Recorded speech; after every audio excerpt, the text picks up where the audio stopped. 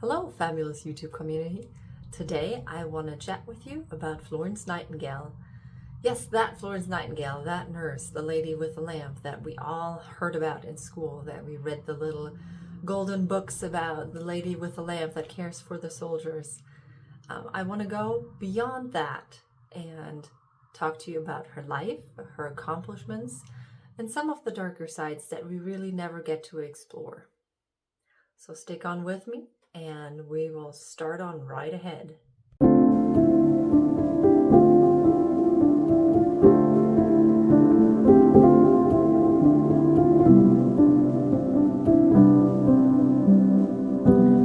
Florence and her older sister Parthenope were born in Italy. Florence was born in Florence, Italy, on a prolonged honeymoon of their parents.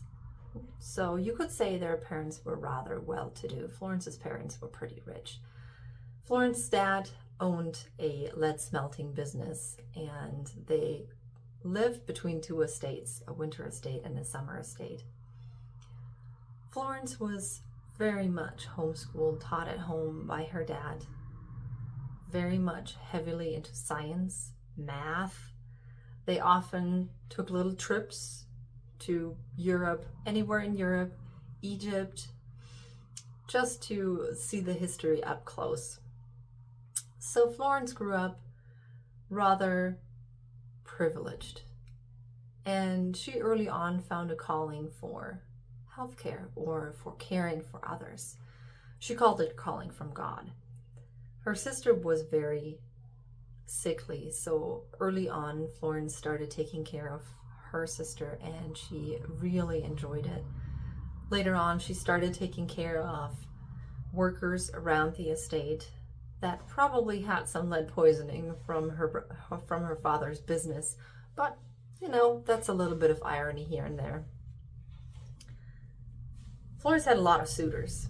When she got older, because she was very well-to-do, a lot of people wanted to marry into that family, but she really hated the idea of marriage. She once compared it to suicide. And a lot of her suitors didn't take so kindly to that, kind of left her alone after a few attempts.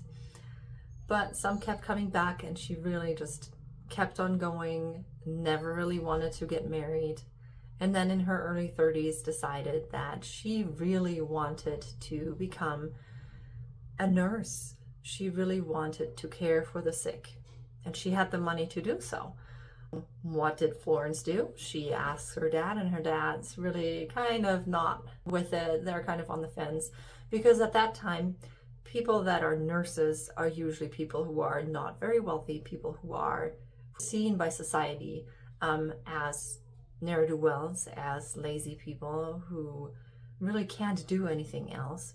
Or a nurse was just seen as a person in the family that would care for the sick person. It wasn't someone from the outside. That was rarely seen. Florence was really, really insistent, and so she got to go to a hospital, a teaching hospital in Germany, and got to follow along with those wonderful diaconesses for a while just to learn about nursing. She also did a brief stint with the Sisters of Mercy in Paris, and that started her entire nursing career. So now she's set. She's 33 years old. She's just gone through this training in Germany. She's done her little stint with the Sisters of Mercy, and now she's ready. She wants to take on the world, well, the world as nursing. And she gets a job as a superintendent at the Institute for the Care of Sick Gentlewomen in London, which is really just a hospital for sick noble women, for just a retreat, really, truly. And she really enjoys that. So then in 1853, the Crimean War starts, and the super colonial power of Britain sends 30,000 soldiers. And on their way there, they kind of already have an inkling that they might be ill-prepared, but they're just charging ahead. We're going for it. We're loving it. So they get there, and of course they're on a ship. And within the first 3 months, 1,000 of their soldiers are dead from cholera. Living there is just atrocious. They don't have the right clothes. They don't have good food. Their sanitary conditions are just abhorred. They're so bad off. So, of course, that gets back to England, and the Secretary of War is looking for the person to lead that sanitary campaign to make the soldiers healthy again. And who comes to mind? Of course, Florence Nightingale, right? So Florence gets appointed to go over there and to start up, well, the hospital's already started, to really overhaul a hospital. And she takes with her 38 other nurses.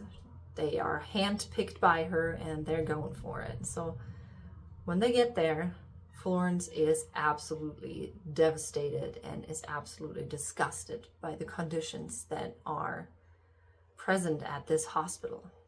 So Florence gets sent to this army hospital that's really put up by surgeons and physicians in Scutari, Turkey. That's close to Istanbul, or then Constantinople, which is a week away from where the actual fighting was in Crimea. And when she gets there, she is absolutely disgusted by the living conditions, by the conditions that the sick arrive in, by the care for the sick, and really the entire region all around, because it's very, very dirty where the hospital is. There's no sewers, there's no actual drainage, there's no air circulation, there's no clean clothes, there is no bathing for the soldiers. There's little bathing, but there isn't any towels or soap or brushes or linens or shirts or anything for those soldiers that come there. And by the time they get there from Crimea, a week away, they're really already in a really pretty bad condition, because if we look at all the injuries and all of that, and we'll get to that in just a second, 1 week can make a huge difference. So just a brief description of the Crimean War. So it lasted only 3 years. It was from 1853 to 1856. But around, the official number is 500,000 people. Dark number is around 650,000 people. That's half on each side. Were killed. That was a battle that was fought between Turkey, France, Britain, Sardinia, and Russia. You might think, why is that? Well, the Ottoman Empire was declining, and the Tsar in Russia wanted to protect and wanted to hold on to those Orthodox Christians in all those regions, and he wanted to be their protector and their everything. But all the other powers were not okay with that, with the land grabs. And of course, those religious struggles. So there was a lot of battlefield injuries. So when you think about battlefield injuries today, you think about really everything, everywhere, all the time, explosions and shooting and all of that. But there's always like a medic close by or a helicopter to take people. Well, in this case, there really wasn't. It was really the infancy still of modern warfare. They were using Minet bullets, so really chunky little bullets that would take not just, it wouldn't just penetrate your shirt and go into your body and take out a chunk. No, it would take the shirt with it into your body. So now you have some festering cloth in your body, and that's really not a great start. If you want to stay away from infection. They were also using heavy artillery, so there was a lot of blown off limbs and disfigured faces. And when you think about what injuries you saw from the First World War, that was kind of what you saw in the Crimean War as well. So when we talk about what was the main injuries and the main killers in the Crimean War, you'd actually be really surprised, because the first one was cholera, dirty water, dysentery, dirty water and sanitation, typhoid, fleas, because it's very dirty and no one cleans up, scurvy, because really, where are we going to get all the food from for those people that we really didn't think about we were going to be there that long, gangrene, So if you're having an infection or you're waiting on an amputation, you can go from bad to worse real quick. And then you're going to lose limbs. You're going to see that dying off of the tissue, that blackening of the tissue. It's just beautiful looking. Smallpox. Smallpox is just dirty clothes, spreads really easily just with contact. Cellulitis from infections. So it's a bacterial infection of the skin and the underlying tissue that really just eats away and really can kill you really quickly. Syphilis, one of the favorite ones, right? Who does not want a venereal disease or an STI, right? You have to have syphilis in there. And along with that, scabies, little beautiful little parasites that come from really bad sanitation, and venereal disease, that body contact. And frostbite, because we were really ill prepared. Well, not we, but as the colonials go, they were really ill prepared to go there. They actually told their men to leave their heavy coats and stuff on the ship when they got there because it was such a nice day. And then later on, they really started freezing. So when Florence gets there, she's just absolutely disgusted with what's going on. No sanitation, or very, very poor sanitation. No ventilation. No sewers. First thing she does is she sends a message back. We need to get a crew in here. We need to have some sanitation ditches dug. We need sewers dug. We need ventilation going. And then she goes out and she writes a letter and she says, I need, and she writes a big old long supply list. And the doctors and physicians and the nuns that were working as nurses there really absolutely did not like Florence and her crew, because right from the get-go they came in and they said, this is what we need, this is filthy, we need to change how we're working on this. And as she's asking for all these supplies, she actually has to fight with supply chain to get anything. And if you think about modern nurses, there is times when you spend your own money to get something for the patient, if it's a coffee or if it's a pen because they want to write something down, or Sudoku or something. So Florence goes out and she buys 300 brushes, and she buys Turkish towels, and she buys all those supplies. If they came out of their own pocket, I can't tell you, but I wouldn't be surprised if they did. So now Florence gets to work, and she starts working on diet, drains, and dirt. And she's improving little pieces here and little pieces there, and after a few months she takes a recount and she writes everything down. Well, good nurses, not documented, not done, right? We record absolutely everything. And she records everything, and she still sees that a lot of the staff, the personnel, and the soldiers are still dying of those same reasons. Sometimes you really can't improve the conditions if the environment doesn't allow for it. But one of the things that Nightingale is credited with, and it's, even though it is a very sad thing, it is a very great thing, is the pie chart or the polar diagram. Because she records of what and when the soldiers die and what month has the highest mortality rate. To the soldiers, she becomes known as the Lady with the Lamp. Florence and her crew are the ones that make their rounds after hours, after all the physicians and all the nuns and all the other personnel have gone home or to their cots.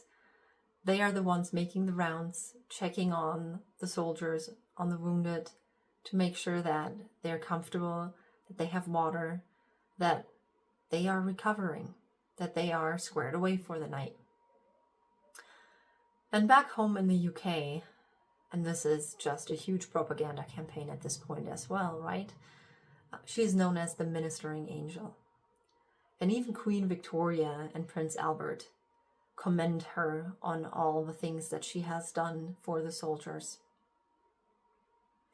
So when she comes back home, she goes on to write lots of letters, lots of correspondence. She is quippy with the pen. She is great with the pen.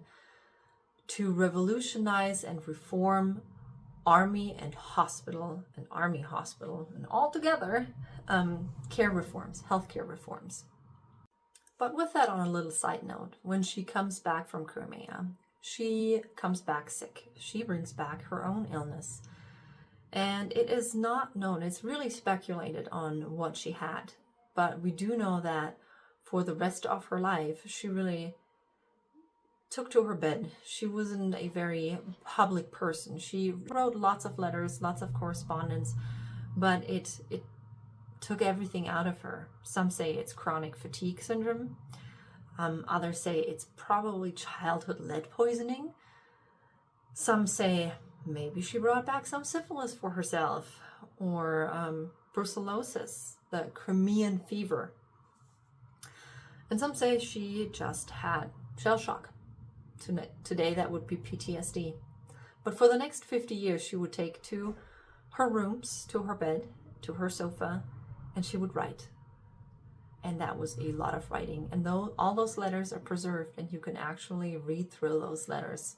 So even after she comes back sick and she just starts writing correspondence, she is still very sharp. Her mind's quick and very mean at times.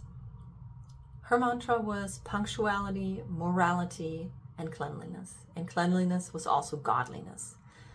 She believed that if we obey God's commands, health and all sickness goes away. However, if we don't, illness is the result. She also writes a book, Nursing, What It Is and What It Is Not. And you can still find that today. And it was more of a guide on what nurses should be looking for. It wasn't about anatomy and physiology like we're taught in school today, not about disease states or processes or any of the equipment.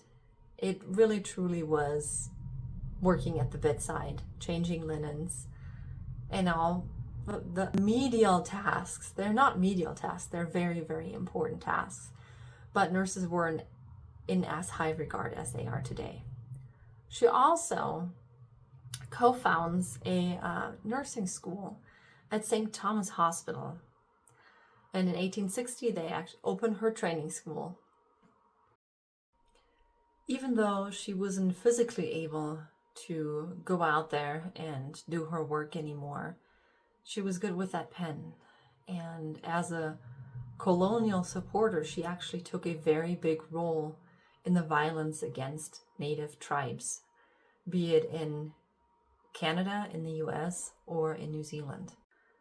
When we think about things that just recently had come to light with the Canadian schools that took Native children out of their home and made them into good Christians, Florence had things to say like, those lives are a small price to pay for colonial expansion.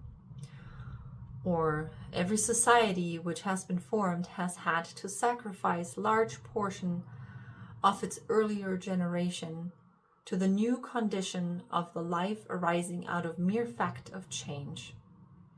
So let's sacrifice them because we need to get the society up and going. So she took a large role in the Canadian school children, the Native school children's death, and in the Maori uprising in New Zealand, because all in the name of colonialism and assimilation. She believed all Native Americans, all Native New Zealanders were filthy. They were dirty. Their living conditions, their language and all was ungodly. We would just be preserving their barbarism for the sake of preserving their lives.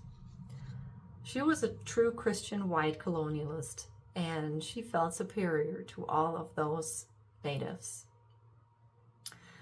When we obey all of God's laws as to cleanliness, health is the result.